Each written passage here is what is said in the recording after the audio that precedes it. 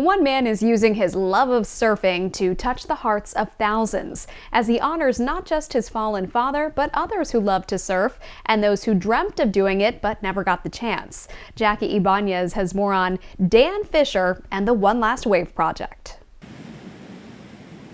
To many, the ocean is a remarkable place that holds a lifetime of memories as deep as its depths. It's a sentiment Dan Fisher of Rhode Island truly understands.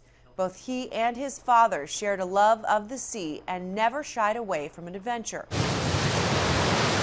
So when he tragically lost his father to cancer, Dan turned to the ocean and his passion for surfing to help him heal. I decided to write his name on the board and really take him out there into the waves. Dan later shared his tale of overcoming loss on social media while extending an offer to the internet to write the names of other people who passed away on his board as a way to honor those surfers on the waves they once called home.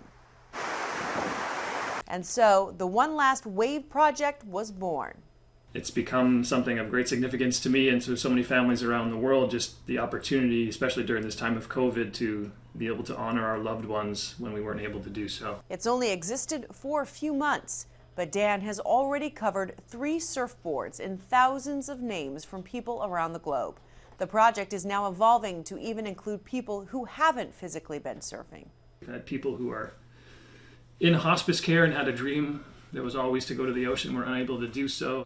Harrowing stories, very emotional. And while surfing can be a somewhat solo experience, Dan says he never feels like he's out on the water alone.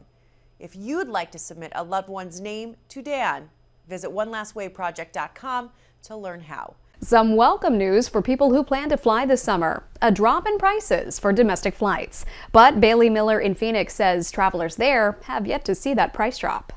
Domestic airfare fell for the first time since the beginning of the year, but many of the travelers we spoke with at Sky Harbor say they haven't noticed any difference in price, adding that more needs to be done to bring those prices down. The prices are just stupid. I know when you can get reasonable prices, and it's not been reasonable for the last 2 years. Air travelers say their domestic flights have been extremely expensive. This despite new reports saying the cost of flights are down. Domestic airfare is about $20 cheaper than what it was at the peak in May. But travelers say even that decline isn't enough. If I'm spending like $500 or more, like what's $10 going to do? That's nothing.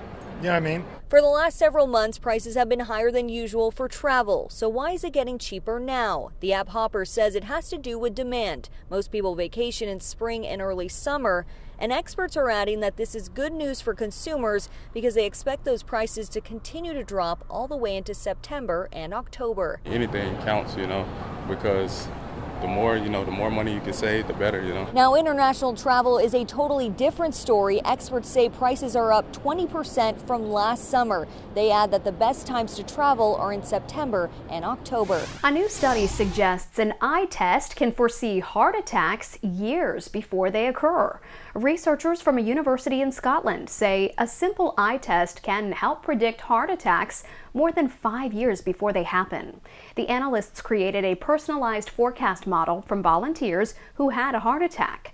The test studies different abnormal patterns of blood vessels in the retina, which are a sign of coronary artery illness, according to the analysts.